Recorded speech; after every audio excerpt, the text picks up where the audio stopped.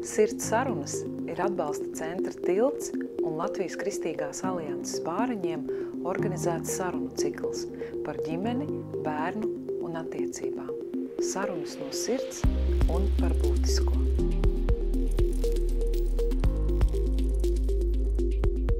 Labdien, dārgie klausītāji un skatītāji! Mani sauc Dace, un šodien mēs atkal esam tikušies kādu ļoti īpašu interviju ar kādu brīnišķīgu atbalsta centra Tilts ģimeni, un šodien pie manis šeit studijā ciemos ir Maija Kavosa. Sveika, Maija! Sveiki, ļoti patīkami šeit šodien būt, paldies! Jā, paldies, ka tu esi šodien šeit. Mēs ilgi centāmies, neatlaidīgi mēģinājām, un man tiešām patiesas prieks, kad mēs šodien abas esam šeit, un mums ir atvēlēts šis laiks sarunai. Maija, es vēlos sākt varbūt ar tādu iepazīšanos, jo arī man šī ir tāda iepazīšanās saruna ar tevi. Es esmu daudz labas lietas dzirdējusi par tevi un tavu ģimeni no saviem kolēģiem.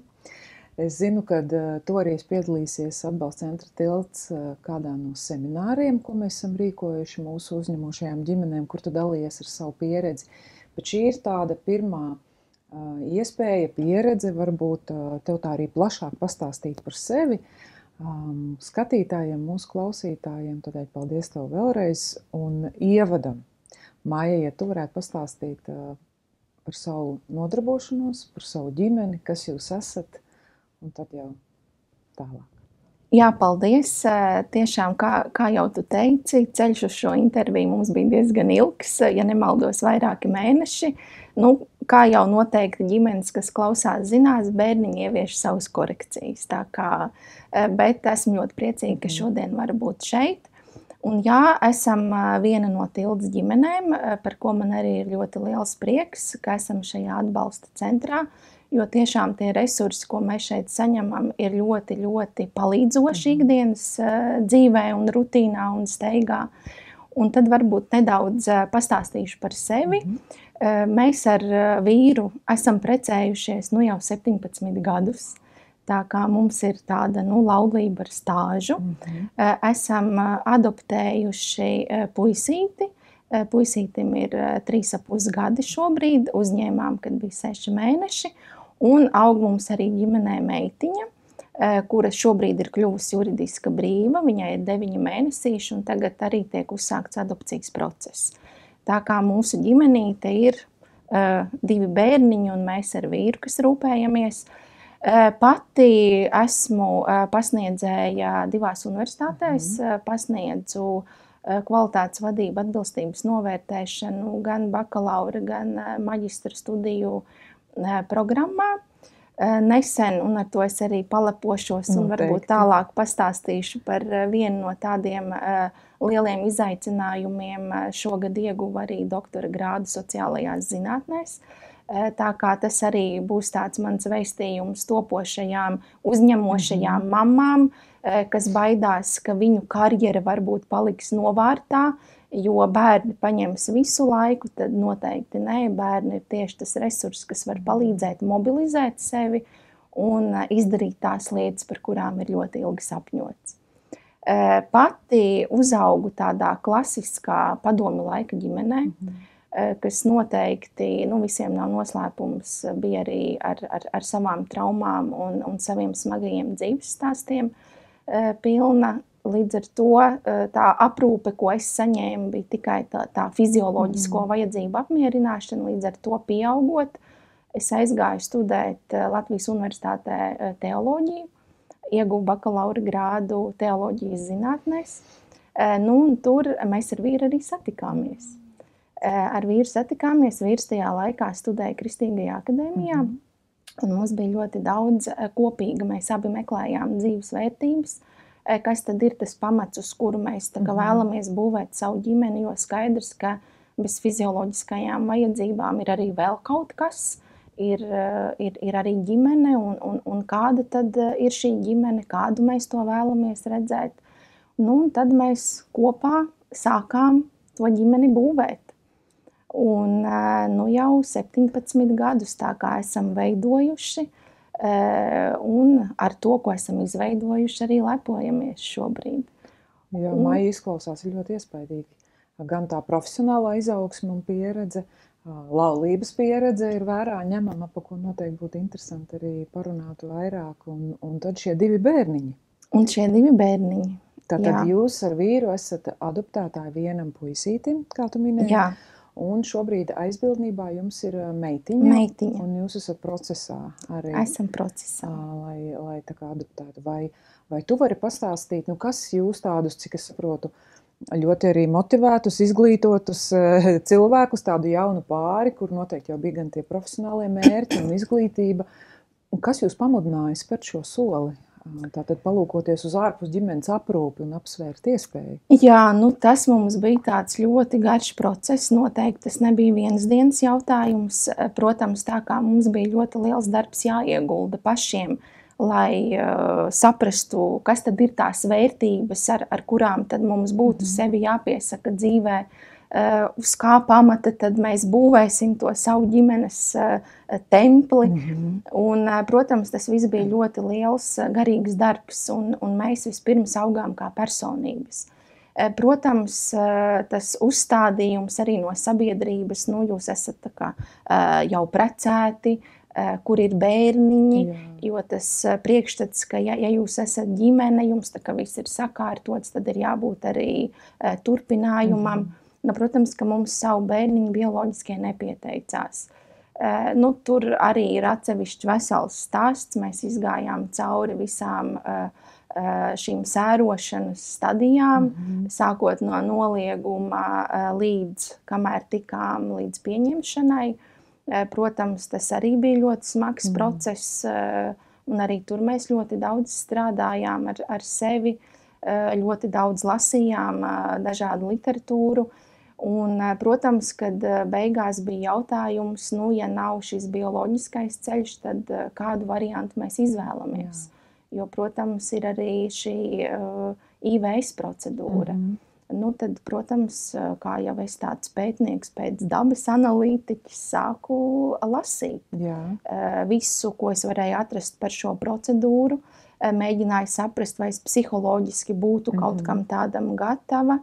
Līdz es sapratu, ka nē, ka tas nebūs tomēr mans ceļš, ka es psiholoģiski nevarēšu iziet cauri arī tiem zaudējumiem, ar kuriem nākas saskarties arī tām sievietēm, jo nevienmēr tas viss ir pozitīvs ar pirmo reizi un mēģinājumu.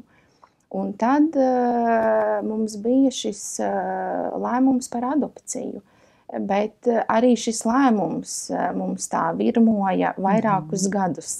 Mūsu ģimenes telpā. Tas nebija tā, ka mēs izdomājām un tad mēs gājām pieteikties. Vispirms es mēģināju saprast, kāds ir tas cēlonis, kādēļ man nav savu bioloģisko bērnu. Jo daudz bija ieteikumu, uzņemiet ģimenē bērniņu un tad jums pieteiksies savi, jo tā bieži notiek ar ģimenēm.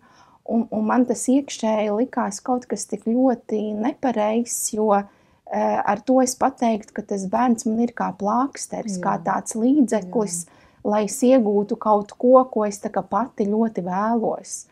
Un man bija svarīgi, lai tad, ja es saku jā, lai tas ir tā bērna dēļ, kuras uzņemšu ģimenē, lai viņš nebūtu plāksteris nekam.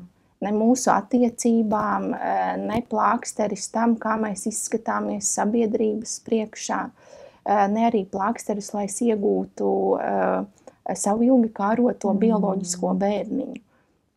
Un, protams, ka tas prasīja arī vairākus gadus. Kopumā mums tas lēmums bija, ja nemaldos, 15 gadi. Tas ir ļoti ilgs laiks. Jā, kamēr mēs izdzīvojām visu šo procesu. Protams, man bija arī psihoterapija, kurā es tad mēģināju saprast, kas tad ir tas cēlonis man pašai priekš sevis. Un ļoti liels bija mans atklājums, kad es sapratu, ka es patiesībā nevēlos bioloģiskos bērnus. Tiešām? Jā. Tas bija rezultāts Jā, arī terapijai? Tas bija rezultāts tai terapijai, un tur bija tā drosme atzīt, ka es esmu tā sieviete, kas nevēlas šo bioloģisko ģimenes turpinājumu. Un tas arī ir mans stāsts par manu dzimtu, par manu pieredzi, jo man tā augot ģimenē bija diezgan skarba. Un, protams, ka tas ir tāds, sava veida, tāds noliegums, jeb protests pret to vidi, no kuras es esmu nākusi.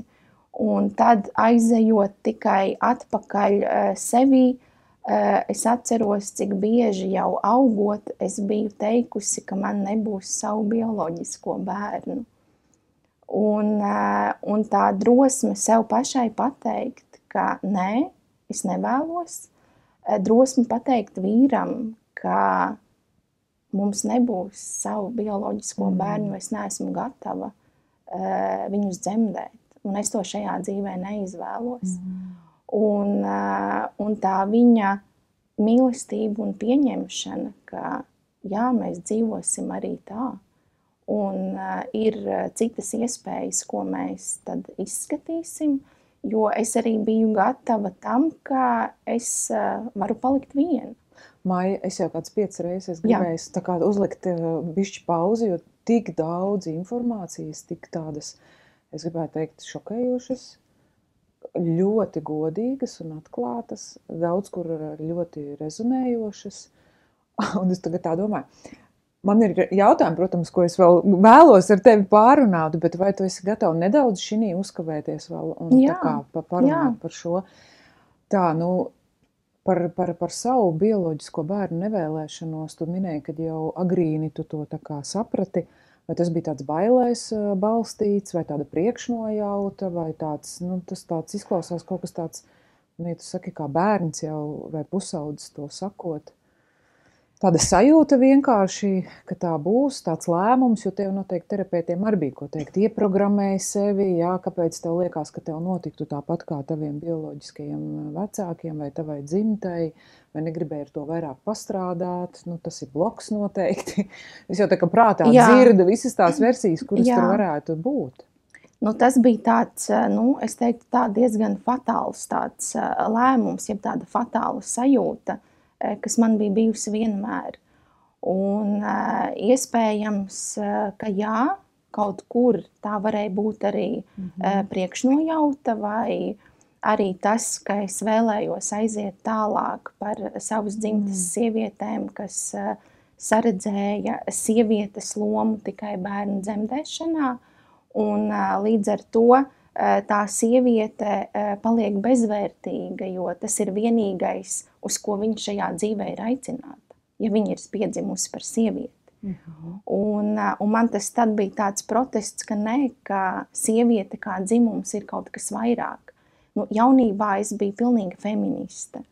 Es ļoti aizrāvos ar Bobuāras filozofiju, ar Sartru, un tad es ļoti daudz arī lasīju, tur bija arī par šiem bērnu jautājumiem. Tā kā tas bija tāds mans jau tāds aicinājums jau jaunībā, kad es sevi tā kā pozicionēju kā sievieti, kas tā kā varētu arī būt bez bērniem. Līdz brīdim, kad es satiku vīru. Jā, jo tas bija mans nākamais jautājums. Redz, tu kā saki, ka sieviete kas vairāk, kā tikai bērnu dzemdētāji, un noteikti tur izskan tā vēlme pilnveidoties, attīstīties, ko tu esi izdarījis savā profesionālajā karjerā, bet kur tad bija tas lūzums vai kas mainījās, ja, tad, ka tomēr ir tie bērniņi? Ir tie bērniņi, jā, un tur ir tas, kad mainot to vidi, jeb to savu sociālo to situāciju, jo, protams, arī mana loma mainās, es kļūstu par sievu, es vairs neesmu tikai sieviete, bet arī sieva, un tad sākas iekšējais konflikts, jo ir no vienas puses, protams, ir tā vēlme arī būt mātei, bet ir tā otra puse, kas ir tā mana tā pirmatnīgā puse, kur man ir skaidrs nē, kas, protams, pēc tam tiek aizmirsts, bet tas jau turpina dzīvot, un tas to konfliktu rada. Un, protams, nevienā brīdī tajā procesā, kad mēs gājām cauri tām sērām un tam zaudējumam, tas nebija nekas tāds, kas bija apzināts. Jā. To savu dzimtu un to smagumu es sajūtu tikai pēc tam, sākot strādāt. Un, protams, var strādāt tālāk un mēģināt to bloku arī noņemt, jo skaidrs, ka tas ir kaut kāds bloks, bet es šobrīd esmu izvēlējusies palikt pie tā, kas man ir šobrīd, un neturpināt iet dziļāk. Okay. Un tu minēji, ka vīrs, viņš mainīja lielā mērā to arī skatījumu gan jau un to vēlmi un to redzējumu par savu ģimeni un nākotni. Vai jūs šī posmā, tu teici 15 gadi, tas ir tāds ilgs ceļš, cik vienoti jūs bijāt, kā par to vēlmi, kā jūs varbūt, nomenedžējāt, varbūt tas nav tāds labs vārds, bet šo procesu, tās vajadzības, viņas jau atšķirās pārējie un tās vēlmes? Mums, es domāju, ļoti palīdzēja tas, kā mēs satikāmies, jo mēs satikāmies teoloģijā. Tas ir mūsu tāds vienojošais iepazīšanās stāsts, līdz ar to tās mūsu pamatvērtības, viņas bija tādas augstākas. Mēs vienmēr runājām ļoti dziļi, ļoti pamatīgi. Mums visas sarunas bija tādas tiešām, pēc būtības, un mēs nebaidījāmies atklāties viens otram jau sākumā. Runājām atklāti par to, kas mums sāp, kādas ir mūsu pieredzes, par ko mēs šaubāmies, par ko mēs baidāmies. Līdz ar to nevienā brīdī nebija tā, ka mēs paliktu vieni ar to, kas notiek. Tas visu laiku mums tika risināts dialogu ceļā.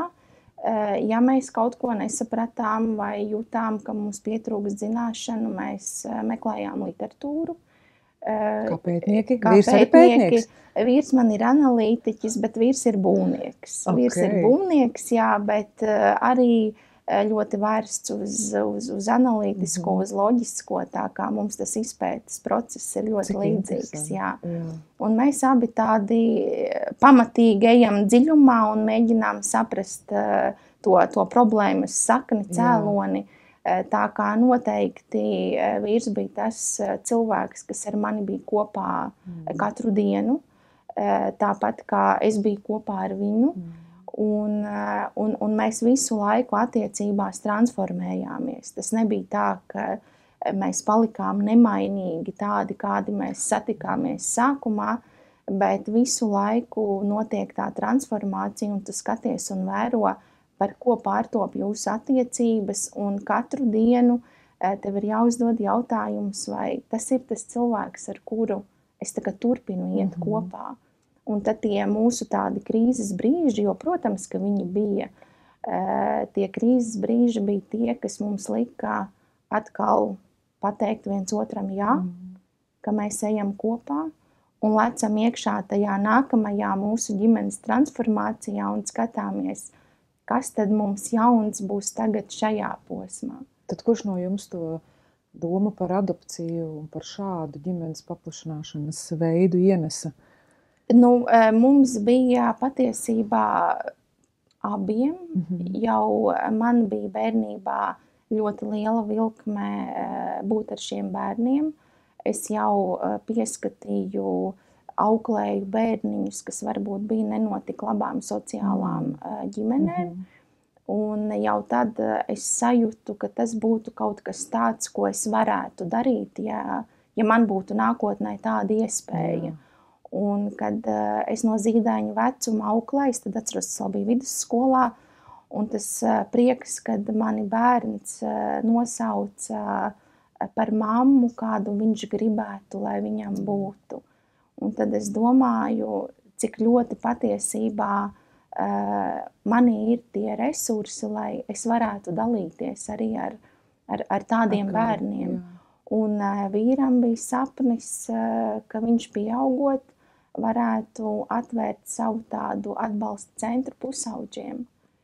Jo arī viņam ir līdzīgs tāds diezgan smags bērnības un pieaugšanas stāsts kā man. Tas ir tas mūsu vienojošais tāds faktors.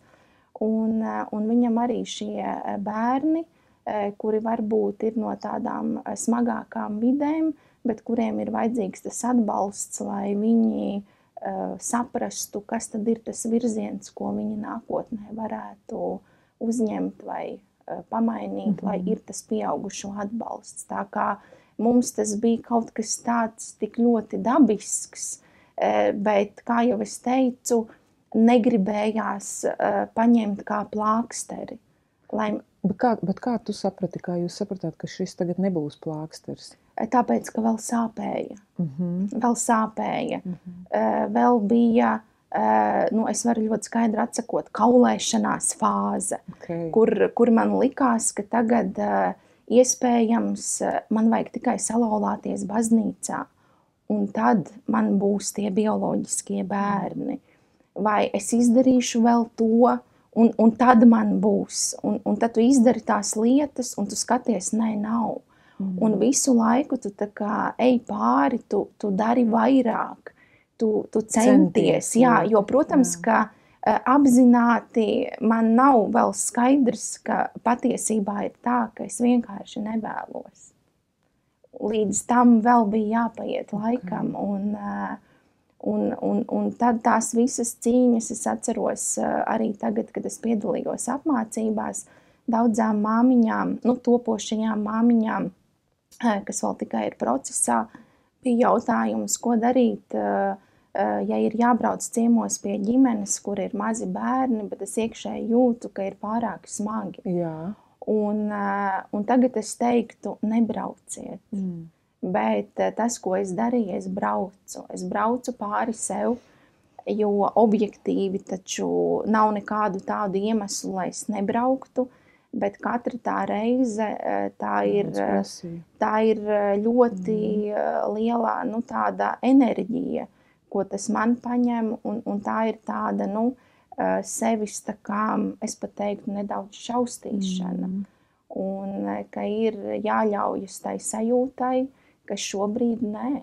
Jāieklausās. Ir jāieklausās, un nav jādara nekas, kas liekas, ir vairāk nekā es varu šobrīd panest. Bet tajā periodā es darīju visu. Un tad kaulēšanās fāze kaut kur beidzās, jā? Viņa pārgāja? Kaulēšanās fāze pārgāja, un tad sākās depresija. Es gribēju tā kā sākās pieņemšana, pareizi, mums vēl tur depresija, jā. Okay. Sākās depresija, un tad es meklēju palīdzību. Un tad man bija ļoti laba psihoterapeite, viņa bija eksistenciālā psihoterapijas novirziena pārstāve, līdz ar to mums tās sarunas arī bija tādas, ļoti dziļas par jēgu, par būtību, par aicinājumu. Un tad strādājot, tad es nonācu līdz tam savam konfliktam, ka tā patiesība man pašai priekš sevis šobrīd ir tāda. Vai tas mirklis, ka tu to saprati, tas bija tāds šoka vai tāds atbrīvot, tāda brīvības sajūta vai tāds atvieglojums? Sākumā bija šoks. Bija šoks un tāda nepieņemšana, jo, kā tā var būt? Es taču mīlu bērnus. Man patīk bērni, man patīk būt ar viņiem kopā, pavadīt laiku ar viņiem. Un kas tas tāds tagad? Un kas tas tagad tāds ir? Un es taču esmu precējusies. Mums ir arī tāda cienījams jau stāžs. Tā kā bērniņiem tā kā būtu jau laiks, arī bioloģiskais vecums jau tā kā būtu atbilstošs un visa vide jau ir sakārtota, sagatavota. Protams, ka tas bija pārsteigums man pašai. Un tad strādāju, lai pieņemtu sevi ar visu to patiesību, kas man bija atklājusies. Un ko vīrs par to teica? Noteikti ar šo padalījies. Jā, protams, mēs uzreiz par to padalījāmies, un es arī vīram ļoti atklāti teicu, ka iespējams es būšu tā sieva, kas nevarēs viņam dzemdēt bioloģiskos bērnus, un es arī sapratīšu, ja viņš nevēlēsies vairs būt ar mani kopā. Un tas ir pēc cik gadiem laulībā? Tas ir pēc vairāk kā 10 gadi laulībā. Jā. Un, protams, ka nē, ka mēs paliekam kopā. Un atkal tā bija tāda mūsu attiecību transformācija, kur mēs atkal tā kā atkal viens otru izvēlamies no jauna un saprotam, ka mums jau ir jauni kaut kādi nosacījumi, uz kā tad mēs tagad bāzējam savu dzīvi. Un tas bija savā ziņā arī atbrīvojoši, jo līdz ar to vairs nebija šīs cīņas. Cīņas par to, kādai ģimenei mums būt, ar to sākās pieņemšana. Tā ir nākamā fāze. Nākamā fāze, sākās pieņemšana. Un es vēl šodien atceros to dienu, kad mēs ar vīru sēdējām lielajā istabā. Es tikko biju pasūtījusi bibliotēku, man bija sapnis, ka man viena siena visa ir ar tādu skaistu bibliotēku, jo mums bija ļoti daudz grāmatas, un tad beidzot man viss bija tā kā sakārtotas. Jā. Mēs dzērām vīnu un domājām, bet vai tiešām mums tagad šādi ir jānodzīvo viss atlikušais mūžs? Tā kā ar grāmatām, vienam ar otru, viss tik sakārtoti. Mājdzīvnieki nav? Bija mums suns, kaķis, jā. Un vai tiešām tik sakārtotā vidē, jo mēs arī sākām ceļot, un mums abiem bija sapnis. Tagad es atceros sapnis, pilnīgi sapnis, es gribētu kaut dienu nodzīvot. Tanī sapnī. Bet tad, jā, mēs domājām par to vidi, kas mums ir izveidota, un sapratām, ka nē, ka mums būs garlaicīgi, ka mums gribas to hausu, jo arī tas priekšstats pašam par sevi jau rodas tāds, ka es arī esmu jau tik sakārtota. Es esmu ar sevi jau tik labi pastrādājusi. Tak terapijā cik nogāja? Jā, es esmu jau tik daudz atklājusi. Jā, viss ir. Un vienā brīdī tu jau sāc par sevi jau tā kā tīksmināties, cik jau tev visa kā ir. Un tad tu saproti, kad kad vajag izaicinājumus, lai saprastu, bet kur vēl man ir kaut kas tāds, kas man nav līdz galam pašai priekš sevis atklāts, un gribējās sevi ieraudzīt citā lomā, citā situācijā, un kādi mēs abi būtu, ja mums tā vide pamainītos, jo nav jau grūti būt kopā tad, kad tev ir skaisti noklāta siena ar grāmatām, tev ir vīna glāze pēc garas darba dienas, un jūs tur risinat ļoti skaistas sarunas. Dziļas un ceļojums. Un ceļojumi, jā, protams, nav nekā vieglāka, bet mēs sapratām, ka nē, tas nebūs stāsts par mums, ar to mums tas nebeigsies, un tad ir tas pēdējais, tas jaunais sākums. Jā.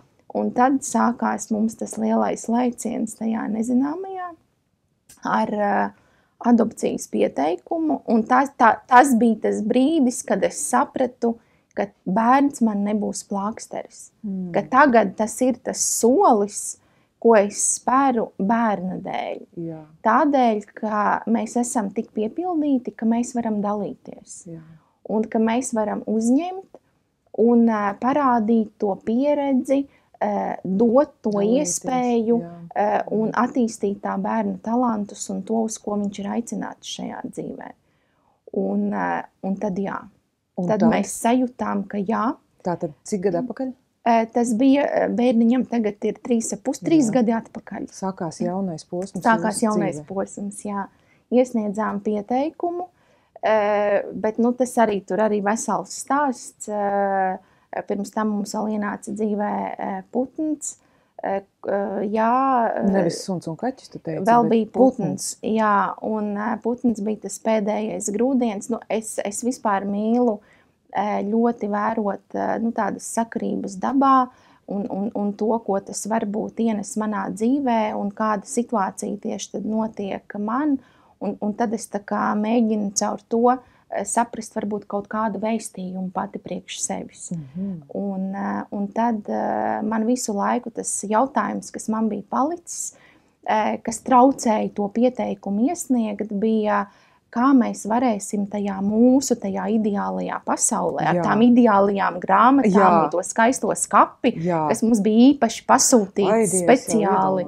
Jā, un kā mēs tagad varēsim uzņemt kādu, un vai man nebūs sajūta, ka viņš ir svešs, jo mums tā vide ir diezgan tāda noslēgta, un viņa tomēr ir ilgi veidota, rūpīgi kopta, Un kā tagad būs, kad kāds no malas ienāks un vai mēs viņu sajutīsim kā savu. Un tad, braucot no darba, es vēl kā tagad atceros to dienu, tas bija maijs, maija beigas, man vēl tajā dienā bija lekcija, un es braucu uz to lekciju, un pie Brīvības ielas viena no nama stūriem ir izkrits no ligzdas balodītes. Un to balodīti grib noķert vārna, un es to balodīti izglābju. Protams, pēc tam vedu pie vetārsta un viss. Un tad tas balodīts pie manis paliek. Un viņš sāk pie manis augt. Es viņu baroju, protams, es viņu izbaroju, jo tā kā viņš bija ļoti maziņš, izauklēju. Un tad caur viņu man atnāca tā atbilde, ka tad, kad tu pieņem lēmumu un atvedi kādu savā ģimenē, viņš ar to pašu brīdi kļūst par tavu. Un caur to man bija tā atbilde, ka man ir tikai vajadzīgs lēmums, un man ir nepieciešams atvērt savas mājas durvis un ievest iekšā. Bet, Maija, vai šis strādātu arī pirms visa tā procesa, par kuru tu stāstīji? Nē. Tikai tagad, kad bija tā fāze, kad jā, es jau esmu gatava, man jau ir tā sajūta, bet man ir vēl tāds viens impulss vajadzīgs. Un tad tas impulss, tas var būt jebkas. Kas nu kuram? Ja? Citam tā var būt laba grāmata, citam tā var būt kāda vērtīga saruna, varbūt kāda intervija, ko kāds ir noklausījies. Man tas bija putns. Un nav svarīgi, kas ir tas impulss, bet vienmēr ir kaut kas, kas mūs tā kā pagrūdīs, lai mēs to mūsu ieceri, jeb to, ko mēs tā kā esam jau uzņēmušies darīt, tiešām izdarītu. Un tad sākās mūsu ceļš ar pieteikumu. Un apmācībām, tad visas psiholoģiskās izpētes, apsekošanas. Protams, tas process arī, teikšu tā, nav viegls. Tas ir jābūt pacietīgam, jo tas ir vismaz pusgads. Tur vēl ir jābūt arī tādam ļoti, es teiktu tā, drosmīgam, jo nemitīgi sev vēlreiz ir jāpārjautā un jāpārbauda tā sava gatavība un arī tie stāsti, ko nākas dzirdēt. Tie nav tādi, ko pirms gulētiešanas var palasīt, lai sevi iedvesmotu. Noteikti nē, un es atceros, man arī vēl bija tāds lūzums tieši pirms lēmuma, kad mēs jau bijām finiša taisnē un tūliņ saņemsim certifikātu par obligāto apmācību kursa iziešanu. Mums tūliņ jau bija eksāmens, mums bija prakse vienā no krīzes centriem. Un tad es atceros, es atnācu mājās, un tad man bija tāds lūzums, es domāju, vai man to vajag. Jo es atkal skatījos uz to skapi, un mums stāstīja par to agresiju, kam iet cauri šie bērniņi, un ka varbūt šie dusmu izvirdumi, šīs traumatiskās raudāšanas, varbūt mēbeļu sišanas. Un es skatos uz to savu perfekto skapi un domāju, ja viņu man tagad sāks sist to skapi, kas tagad būs? Ja? Un ka tas viss ir tiešām izlolots un man ir jābūt gatavai, ka man tiešām tas haoss būs burtiskā nozīmē. Un tad atkal, kā jau vienmēr, tāds impulss ir vajadzīgs, lai turpinātu. Es atceros, es tai nākamā rītā piecēlos, un es pateicu vīram, es vairs nevaru. Ko nevari? Es nevaru turpināt. Jā, es pārtraukšu to procesu un visi dzīvosim tā, kā mēs dzīvojam. Priekš tam to vajag. Un es atceros, es braucu uz darbu, ir tāds lietains rīts rudenīgs, jo tas bija kaut kāds jau oktobris, novembris, jā. Un manā acu priekšā nobrauc balodi. Un viņš nomirst tieši manā acu priekšā.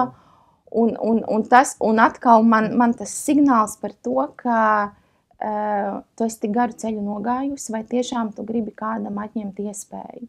Tas man tik ļoti norezonē, es priekš sevis, jā. Jo, kā jau es teicu, katram tas var būt dažādi. Man tas impulss bija šāds, un tas man lika tā kā vēlreiz pārvērtēt un saprast, ka nē. Tas bija pagrieziena punkts. Tas bija pagrieziena punkts, ka mēs iziesim līdz galam, saņemsim lēmumu. Un tad bija tā, saņemsim lēmumu, un tad, lai tas lēmums stāv, nu mēs esam rindā, nu mēs esam rindā, un tad, lai iet tas process. Jo, protams, jo tās šaubas ir nemitīgi, tas nav tā, ka tu aizēji ar pārliecību tajā procesā, un ka tu ar to pārliecību tā arī to procesu izēji. Varbūt kādam tas tā ir, bet mums tas tā nebija. Jo mēs nemitīgi sev vēl pārjautājām visā tajā procesa gaitā, vai tas tiešām būs tas, ar ko mēs esam gatavi dzīvot visu atlikušo mūžu, jo tas tāds liels solis, kur atpakaļ ceļa nav. Un tad nāca lēmums, nāca rinda, kur mēs bijām 3. no beigām. Saraksts bija ļoti garš, pie 300. Nu, un, protams, gaidītāji, jā. Un, protams, ka tas viss izskatījās ļoti bezcerīgi. Lēmums ir uz gadu, nu, un tad tur pagarināšanas iespējas un viss pārējais. Nu, tur jau tad tālāk viss atkarīgs no paša. Nu, tad mēs tā noskaņojāmies, ka mēs vienkārši gaidīsim. Un kā tad jūs satikāt? Jā, un tad tas ir nākamais. Reizi ceturksnī, ko es nezināju, tie, kas ir gaidītāju rindā, visiem izsūta Labklājības ministrija sarakstus ar bērniņiem, kur ir juridiski brīvi, un iespējams kāds ārpus rindas ir gatavs šos bērniņus uzņemt. Jā. Un tur var pieteikties, jebkurš tur ir noteikts dienu skaits, kurā tu var pieteikties. Tad Labklājības ministrija izskata, kurš tad pirmais ir pagūs pieteikties, tad ir iespēja saņemt rīkojumu, iepazīties ar bērna lietu un tad braukt iepazīties. Jā. Un tā ir tā kārtība, kas ir visiem adoptētājiem, bet kas ir tā kā ārpus rindas kārtībā. Nu, un tad atceros atkal pirms vienas no lekcijām, laiks man vēl bija, ir atnācis saraksts, es domāju, es pašķirstīšu to sarakstu. Tā, palasīšu, kas tur ir. Katalogs ar bērniem. Kā katalogs, tikai bez bildītēm. Jā, un saraksts ir ļoti garš, tās ir 300-400 A4 lapas. Ļoti, ļoti daudz šo bērnu ir sarakstā. Protams, tur visa informācija ir konfidenciāla, tur nav ne vārdu, uzvārdu, absolūti nekā. Tur ir tikai bērna dzimums, vecums un neliels apraksts par bērnu. Un tad tajā sarakstā es ieraudzīju informāciju par jau savu dēliņu. Viņam tajā laikā bija 5 mēnesīši, un tā informācija, kas par viņu bija izraksts no bērnu slimnīcas. Viss vienā medicīniskajā terminoloģijā, kur es nesapratu neko no tā visa. Diagnozes, jā, vecāku diagnozes. Un tas arī bija viss. Un tas viņa stāsts, ka bērniņš ir palicis atstāts slimnīcā. Un principā tas viņa ceļš tā arī ir aizgājis. Tad, protams, uz to brīdi viņš bija ievietots Audžu ģimenē. Bet mani tik ļoti uzrunāja tas stāsts, ka man nenobiedēja tā terminoloģija, jo es taču esmu pētnieks pēc būtības. Noteikti paņēmu un visu arī izpētīt. Es sāku visu pētīt, jā. Tulkot tās diagnozes. Tulkot diagnozes, jā. Es sāku meklēt, ko tas viss nozīmē. Tur no tā apraksta pat nebija skaidrs, vai bērniņš šobrīd ir spējīgs pats ēst, vai arī viņu baro caur zondi. Tur bija arī sava tur tā specifiskā terminoloģija. Nu, tad es sazinājos ar mammu, kurai es zināju, bija līdzīga pieredze, kur bija diezgan smags piedzimšanas stāsts, un viņai es jautāju, ko tas nozīmē. Un tad viņa man izstāstīja, nē, bērniņš ēd pats. Jā, tas viss man bija jau noskaidrots. Tad es sazinājos ar ģimenes ārstu, noprasīju visu jau ģimenes ārstam. Un tad es biju gatava paziņot, ka es vēlos iepazīties. Maija, bet tu palīdzi man saprast, tad, ja šādā ceļā ģimene vēlas atrast to savu bērniņu, ja, tad saņemot šādu Es gribētu teikt, nezinu, Morzes ābeci, ķīniešu valodā Jā. rakstītu aprakstu, tad principā pašam cilvēkam ir Pašam. jābūt ļoti apņēmīgam, tādam pētniekam, ir Jā. jāvēršās pie speciālista. Jā. Neviens jau ministrijā neatbildēs uz jautājumiem, Nē. pie kā tad vērsties? Nē. Un tāpēc es gribētu šeit teikt, ka ļoti liels resurs esat jūs, tilts. Man tajā laikā, kad es gāju šo pirmo ceļu, es biju citā atbalsta centrā, un tur man tas viss atbalsts bija tikai un vienīgi šīs apmācības. Man nebija informācija, pie kā es vēl varu vērsties pēc padoma. Šeit noteikti tie, kas iziet šo apmācību tiltā, noteikti var būt droši, ka viņiem būs kam pajautāt, jo var jautāt jebkuram, jā, ar kuru viņi ir sadarbojušies, saskārušies, man nebija.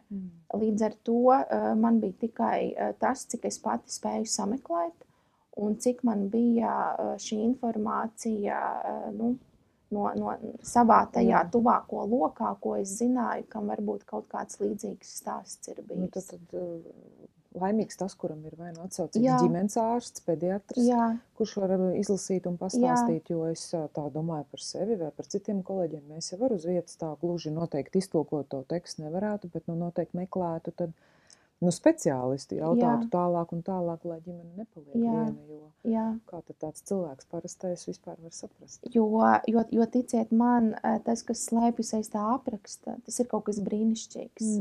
Mēs pat iedomāties nevaram, kas ir aiz tā visa, kas ir uzrakstīts kā diagnoze. Kas bija aiz tās jūsu diagnožu? Čaulas vai kas tagad tur ir? Es vēl atceros to brīdi, kā mēs satikāmies. Man bija tāds pavisam īs medus mēnesis, tur, kur arī stāsta par to, kā tu satiecies, un tad ir tas medus mēneša periods. Man viņš, diemžēl, bija ļoti īsti tikai tik ilgs līdz uzņemšanai ģimenē, bet tur noteikti mēs parunāsim pēc tam, kad jau būs nākamais posms.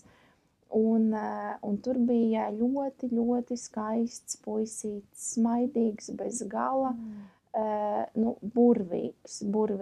Un tas, kas bija uz šīs lapas rakstīts, tas nebija tas, ko mēs ieraudzījām dzīvē. Un tas, par ko man sirds sāpēja satiekot šo bērnu, bija, cik viegli mēs viņus norakstām. Cik ļoti mēs nepapūlamies paskatīties aiz tā visa stāsta, kas tur īsti slēpjās. Mēs pat negribam ieraudzīt to bērniņu, jo vispirms, protams, ir lieta, un tas ir nākamais šķērslis, jo līdz tam bērniņam es tieku tikai pēc tam. Un tad vispirms es saņemu rīkojumu, ka es varu doties uz bāriņu tiesu, iepazīties ar bērna lietu.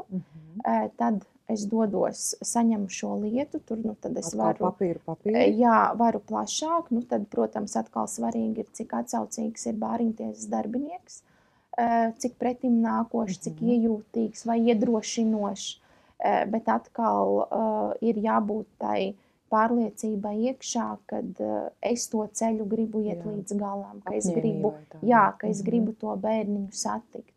Un tad pēc tam ir tas gala vārds, vai es vēlos satikties vai nē. Un tad jau tālāk jau ir rīkojums uz šo personīgo satikšanos, kur mēs jau tad dodamies pie audžu ģimenes ar vīru kopā. Jā, un sajūta bija tāda, es pat nevaru aprakstīt, kur es dotos, jo stress bija milzīgs. Un it kā es nebrauktu pie zīdainīša, bet es nezinu, es ietu doktora grādu aizstāvēt. Jā, kā promocijas darba aizstāvēšana. Un tad, kad mēs viņu satikām, tad tas bija uzreiz, Tā bija mīlestība no pirmā acu? Tā bija mīlestība no pirmā acu skatiena, ka tu vienkārši sajūti, tas ir mans. Tas ir mans, un tāpēc man pirms tam man bija jautājums, kā to tā sajūta? Mammas, topošās, kā to savu bērniņu atrod? Nav jādomā, kā viņu atrod, viņš vienkārši atnāk. Un tā sajūta arī atnāk, tu vienkārši zini. Un man patika Es tagad nesen izgāju tiltā apmācības emocionāli traumētu bērnu aprūpe, un tad tur bija tāds ļoti skaists citāts, kas man ļoti, ļoti aizķērās, un es varu teikt par abiem saviem bērniņiem, ka tad, kad bērns piedzimst, viņš tajā brīdī uzsāk meklēt kādu, kurš meklē viņu. Un tas ir stāsts par mums.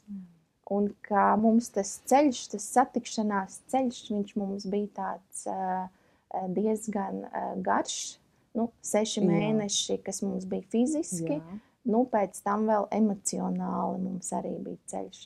Bet atgriežoties atkal pie maniem mazajiem impulsiem, ko man deva putns, tas bija arī ļoti pārsteidzoši. Izrādījās, ka balodīts man bija meitenīte. Un viņa man sāka dēt olas katrā šādā svarīgā brīdī, kas man notika ar bērnu. Un pēdējā ola, ko viņa izdēja, bija tad, kad mēs saņēmām tiesas spriedumu par adopciju. Un vairāk olas viņa savā dzīvē nedēļa. Tāpēc tāds grāmatas jau izklausās. Jā, tāpēc es saku, to, cik ļoti mums dzīvē var notikt kaut kādas tādas lietas, mazas pavisam, kas mums var kalpot par tādu grūdienu, bet, lai to mēs sajustu, ir jābūt ļoti vērīgam. Un katram tas var būt kaut kas cits. Man tas bija tiešām kā tāds ļoti liels iedrošinājums visā tajā procesā, ka tas ir mans bērns. Jo, kā jau es teicu, tas medus mēnesis mums bija ļoti īs. Kāpēc tas bija īs? Pēc tam mēs viņu uzņēmām. Mums pagāja tās noteiktās tikšanās reizes. Tad sākās pirmsadopcijas aprūpe. Saņēmām bērniņu, un tad mēs konstatējām, ka, diemžēl, Audžu ģimene nebija pienācīgi šo bērniņu aprūpējusi. Viņš bija pamests novārtā, viņam arī bija fiziski sākušās problēmas, bet tās nebija Rīgai piekritīgās Audžu ģimenes. Tā bija citu bāriņtiesu kompetence, bet tur pēc tam Rīgas bāriņties ļoti operatīvi to visu atrisināja. Viņi sazinājās ar atbildīgo bāriņtiesu, un tad tā bāriņties jau risināja šo jautājumu ar konkrēto Audžu ģimeni. Tā kā paldies Rīgas bāriņtiesai par to, ka viņi tik ļoti ātri iesaistījās, un es pieņemu, ka tagad arī tā problēma jau ir atrisināta. Tā kā, Bet jums ko tas nozīmē? Mums tas nozīmē, ka bērniņš bija ļoti satraumēts. Mums vajadzēja uzreiz jau fiziski piesaistīt ģimenes ārstu, lai viņu ārstētu. Viņš bija dzīvojis badā, viņš nebija barots. Viņam nebija vispār nekāda dienas ritma, nekāda režīma. Mums viss bija pilnīgi no nulles. Viņam bija ļoti smagas traumatiskās raudāšanas, bet es jau pirms tam biju nopirkus literatūru, kur ir tādam Līnai ļoti laba grāmata par bērnu traumatisko raudāšanu, nebaidieties no bērnu raudāšanas. Un tad tur bija arī šī traumatiskā raudāšana, un ko man darīt tādos brīžos, lai es varu būt arī klātesoša bērnam. Tā kā mums bija diezgan smags tas sākuma periods, un principā pēc tam tu paliec viena ar šo bērniņu. Un tas arī bija tas, kur man pietrūka tā atbalsta, jo man nebija neviena, kas man varētu tīri emocionāli atbalstīt. Šobrīd es zinu, ka ir tāds mentorings, ka adoptētājiem ir iespēja piesaistīt atbalsta personu, kas noteikti man būtu ļoti atvieglojusi visu to procesu. Bet man šādas iespējas nebija, tā kā mēs ar vīru cīnījāmies paši. Bet mēs šobrīd arī cenšamies ieviest ko jaunu. Mēs visām mūsu Audžu ģimenēm vēlamies piedāvāt PEP mammas pakalpojumus arī, ko Tilts apmaksā. Tā kā ja kāda Audžu ģimene, Tilta Audžu ģimene mūs dzird, un jums ir bērniņš līdz 4 gadu vecumam, tad šis ir pakalpojums, kas jums arī pienākās. Tā arī ir pirmās emocionālās palīdzības speciālists, pieredzējis, kas var nākt un tad izrunāt visu šīs satraucošās lietas. Ļoti vērtīgi. Jā, jo tas ir ļoti, ļoti vajadzīgs tiešām. Es no prakses varu teikt, gan reizēm fiziskais šis atbalsts, gan visvairāk emocionāli, jo man tas pārauga Viss jau ir depresijā. jauns. Redz, tad Jā, tur man arī tas pārauga depresijā. Oi. Un tur atkal sākās tas otrs, mēs sākumā jau runājām par šo iekšējo konfliktu un to apjausmu, kad es saprotu, ka es šos bērniņus nevēlos. Tur tad bērns man aizveda vēl dziļāk. Tā. Un tur man nācās Kas tur bija? sajust, ne tikai apzināties, bet sajust, kādēļ šī nevēlēšanās ir tik liela, kādēļ ir šīs sāpes un kādēļ ir šis bloks. Un tas jau bija jāizdzīvo emocionāli. Un tāpēc arī tas, ko es gribu, varbūt mamām topošajām pateikt, nebaidīties no tā, ka bērns jūs var aizvest mazliet tālāk. Un tas nenozīmē, ka jums izvēle ir nepareiza, vai jūs ar kaut ko netiekat galā. Jūs vienkārši iepazīstat to savu kaut kādu šķautni nedaudz vairāk. Jums tas bērns tā kā atklāja to, kas ir varbūt palicis. Uz kaut kādām citām durvīm. Jā. Un caur to pieredzi, tagad es varu teikt, es esmu palikusi daudz bagātāka. Protams, tajā brīdī, kad tas viss notiek un kad tam nākas iet cauri, un tā ir milzīga vientulība. Un pēc tam es atkal vērsos pēc atbalsta pie tās pašas terapeites. Un viņa man pateica diagnozi uzreiz. Viņa teica, Maija, jums ir pēcdzemdību depresija. Un tad man bija tāds atkal šoks, bet kā, vai tad tas nav māmiņām, kas tā kā pašas dzemdē? Vai tiešām tas skar arī šādas mammas, kas uzņem bērniņus pašas nedzemdējot? Un tad izrādās, ka jā, ka tas emocionāli, tas pārdzīvojums un tas, kam iziet cauri sieviete, ir analogi tam, ko izjūt šī sieviete, kas bioloģiski iznēsā un dzemdē bērniņu. Un tad arī tie man bija gandrīz gads.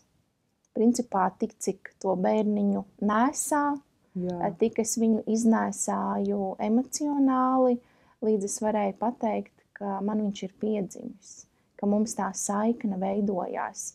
Jo sākumā piesaistes nav ne bērnam, ne man. Tas, kas notiek, ir tīri šī fizioloģisko vajadzību apmierināšana, ir aprūpe. Aprūpe ir ļoti laba. Skaistas drēbītes, viss ir nodrošināts, pastaigas, ēdināšana, viss. Bet šīs piesaistes nav. Un es atceros, es ar bērnu sēdēju šūpuļkrēslā, es viņu midzināju, un es domāju, vai tiešām man ar šādu sajūtu, kā mammai būs jānodzīvo viss atlikušais mūžs, jo es nejūtu bērnu. Es vienkārši viņu nejūtu. Un tad tajā brīdī es sapratu savu mammu, jo mums ar mammu ir smagas attiecības, un es sapratu, ka tas ir tas, ko mana mamma pret mani jūta. Jo mums nekad nebija šīs piesaists, un mamma ar mani viņu tā arī nevarēja izveidot. Un arī man ar viņu šī piesaista nebija. Un līdz ar to man arī tas nosodījums pret viņu pazuda. Es viņai varēju piedot, jo es arī daudz lasīju, ka šī pēcdzemdību depresija bieži vien ir tām sievietēm, kam ir smagas attiecības ar savām mamām, kur varbūt kaut kas nav līdz galam atrisināts, tad tas man bija arī tāds ceļš, kur es iepazinu savas un mammas attiecības. Man ir tik daudz. Jā, tik daudz man tas ceļš ir ļoti, ļoti garš. Bet ļoti, tik tāds piepildīts. Ļoti piepildīts. Es jau domās visu laiku atkal krāju tos jautājumus. Es gribēju nedaudz atgriezties pie tā punkta. Tu teici, tu satiki. Jūs satikāt, un tā bija mīlestība no pirmā acu skatiena. Jūs sapratāt, ka tas ir jūsu bērniņš. Vīram bija tāpat? Jā. Bet tagad tu saki, nav piesaistes. Tātad tas var būt kopā vienlaicīgi. Jā. Kā tu to skaidrot? Jo skaidrs, tas ir līdzīgi, kā mēs iepazīstamies ar savu otro pusīti. mēs ieraugām, jā, mums ir kaut kāda ķīmija, mēs iemīlamies, jā, tas patīk, jā, un tā ir tā mūsu pirmā tā emocija sajūta. Bet pēc tam, kad mēs jau sākam iet dziļumā, tur jau atkal notiek tā transformācija, un tur mēs atklājamies. Es atklājos ar savām sāpēm, otrs cilvēks atklājas ar savām sāpēm, un mēs paliekam kā tādi divi ezīši, kuri meklē to saskares punktu, kā mums tagad abiem būt kopā un kā mums izveidot tās attiecības, kā mums iemīlēt sevi šādi, ne tikai tad, kad tu smaidi, kad tu skaisti guli tur kreisliņā vai ratiņos, kad tu atbilsti tām manām gaidām, bet arī tad, kad tev ir tā histērija, kad tu sit galviņu, jo viņš ļoti daudz cita galviņu pret grīdu, cik ļoti viņam sāpēja, un es nevaru viņu paņemt klēpī un nomierināt, tāpēc, ka viņš mani nejūt. Viņš vienkārši mani nejūt, un arī es nevaru viņam būt tik atbalstoši, jo tajā brīdī es nejūtu viņu, jo arī man sāp. Nepazīsti arī. Jā, un es nepazīstu, un tur ir tas, ka aiz tā pirmā, tā skaistā, tur, kur sākas tas dziļums. Ambivalences posms. Jā. Tas ir tas, ko mēs mācam. Jā. Viņš jums ļoti ātri pienāca, iestājās, un tam bija jāaiziet. Ļoti ātri.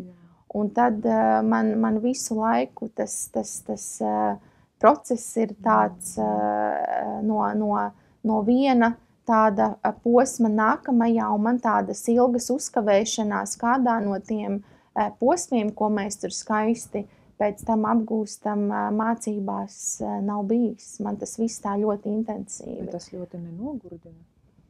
Tas nogurdināja, bet tā kā man ir daudz hobiji, tad es tūliņ meklēju glābiņu kādā no saviem hobijiem, un viens no hobijiem man ir gleznošana.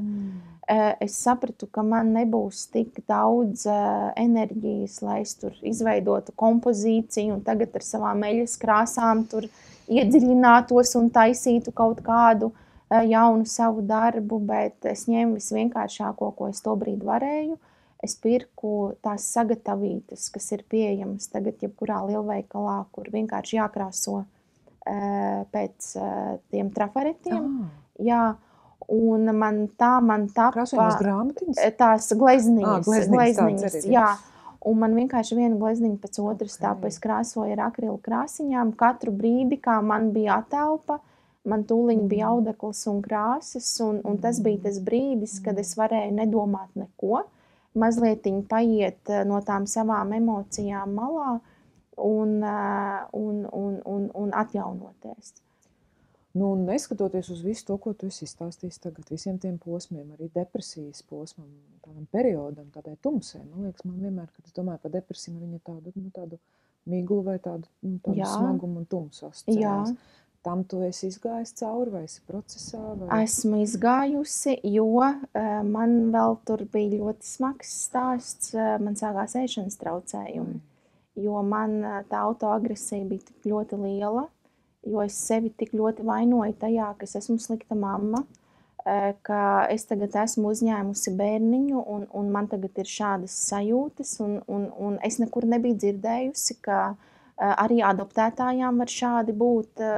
Atrada informāciju tikai par mamām, kas ir pašas dzemdējušas, ka jā, tas var būt tāds process, tur tīri hormonāli, tas tiek izskaidrots, jā, bet man jau nekādu tādu hormonālo sprādzienu nav bijis.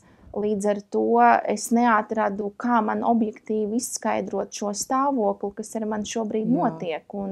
Un dzirdēts nekur nebija par to, ka arī šāda pieredze var būt tām mamām, kas ir uzņemošās mammas.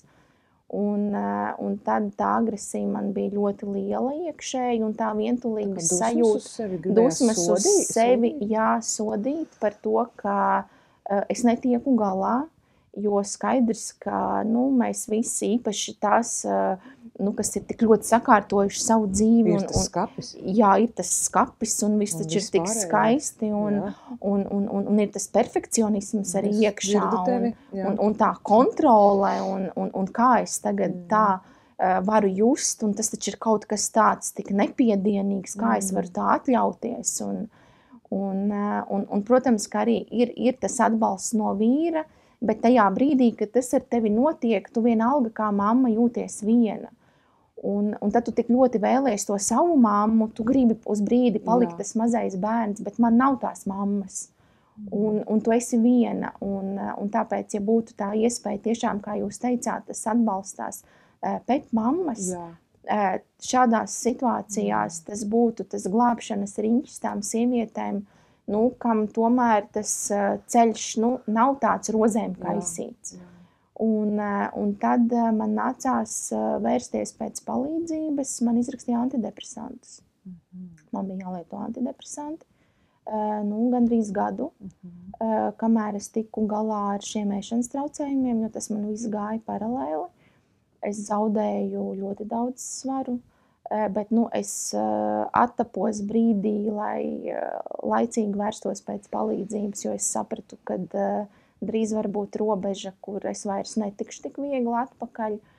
Un tad man bija ļoti labs speciālists, kas man atbalstīja, palīdzēja, ļoti precīzi man izrakstīja devas. Tiešām tā, ka man netraucēja nekoncentrēties, kas man bija ļoti svarīgi, jo es ar prātu strādāju, un tieši tajā laikā es pabeidzu disertāciju. Jā. Tajā visā periodā, kad man bija šis antidepresantu kurs, man bija bērns un principā es tā kā rehabilitēju. Bet ir jau arī labi bērns disertācija, bet tur ir vēl vīrs kaut kur. Un ir vīrs. Kas ar viņu notiek?